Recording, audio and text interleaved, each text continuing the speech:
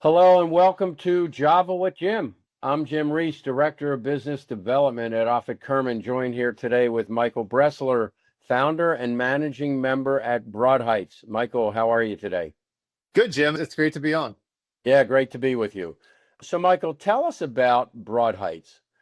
What do you do there, and what makes what you do different from similar coaches, consultants, trainers, etc., that are out there? Sure. Yeah, I appreciate the question.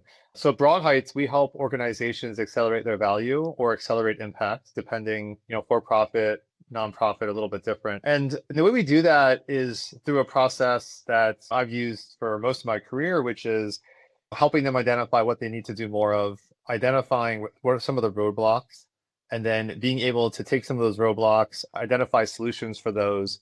And then the key piece, which I think is a differentiator, is redeploying that time to be able to add more value. It's not just about freeing up time, it's about where does more time go.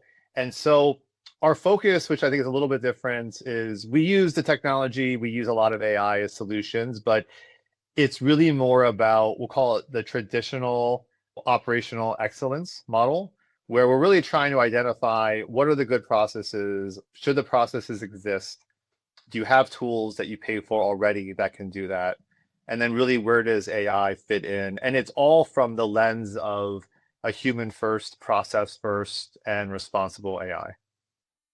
Yeah, and I know through conversation with you that you've actually walked away from potential clients because they already had the solution, but they weren't using it.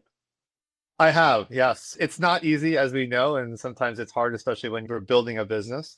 But yeah, I've had a bunch of opportunities, I'll say, to be able to help give a little bit of insight for prospective clients or current clients where they've had the solution already, whether it's in a tool that they're using, but they just don't know it does it, or in some cases, there's a tool that they've been paying for that a different department uses that maybe can be leveraged or integrated with the tool they already have. And so a lot of that just comes from being able to look at things more holistically, to not necessarily have pre-described or pre-prescribed solutions, but just to try to figure out what is the best balance for the organization to move forward and have value. Excellent. So, Michael, when it comes to Broad Heights, what are you most proud of? Well, I'm most proud of the work, especially in this period of time that we're in, which is really amazing as an opportunity, really for the world. But I'm proud to be part of an organization where we are truly focused on how do we help humans build connection? How do we help humans have more authenticity from being able to free up their time, from being able to redeploy their time to more value?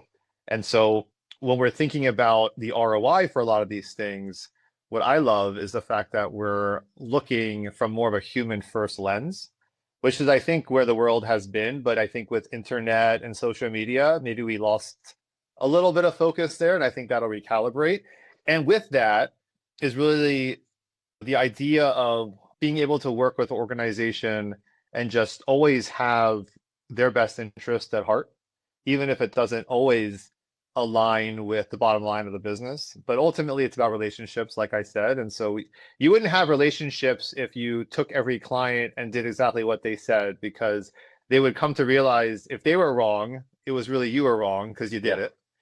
And then you wouldn't have them as a client. And so for me, it's about, I think reputation is probably the most important thing. That's what I'm proud of. great. Michael, what do the next 6 months look like for you in Broad Heights? Yeah. I mean, 2026 has been a great year. I have a lot of speaking engagements, some keynotes scheduled with organizations. There's a lot of different organizations I've been speaking to. I'm just excited about the next 6 months because I feel like last year it was more about AI first. And I think in 2026, there are more people who are really starting to be intentional about how they use technology. And so the next 6 months just looks really good, not just for the business, but I think the way society is moving. And also, what I'm also excited about is just all the relationships, including yourself, that I've gotten to know. And I think that's really what we're all here, right? We're all here really for that, for the relationships and the connections. Amen. All right, here's the fun one, Michael. What do most people watching this video not know about you? All right, so I'll give you two things. One is I grew up in a military family, and my father raised us with two things, which was don't question chain of command. And if you're not early, you're late. That's for the meetings. The not early, you're late, I'm really, really strict about. But the don't question chain of command, I think is part of why I am the way I am, is I always wanted to ask a lot of questions. And being part of a military family, we really were never allowed to ask a lot of questions. We just had to do a lot of things. And so when I go into organizations and I just, as a human being out in the world, I'm always just looking at things like a child, which is, I think, how we all have to be looking at change, right? The second thing I'll mention is when I was in college, I worked for a company who did outsourced research. And I was one of the first ones to test General Motors' new technology backup sensors.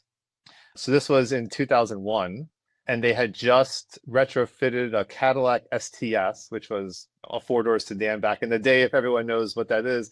And I remember the experience of being able to drive one and all the tests they put us through. And the fun thing about it was the whole intention was not testing technology, it was testing the adoption for humans, because they were wondering how long would it take for a human to get used to hearing a beep and actually taking action.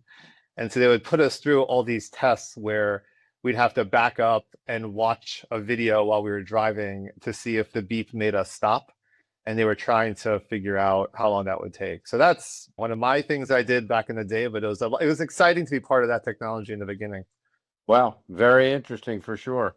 Well, Michael, thanks for spending time with us today and sharing information about Broadheights. I know the work you do is excellent at the intersection of operating efficiencies and AI. So continue to do your great work.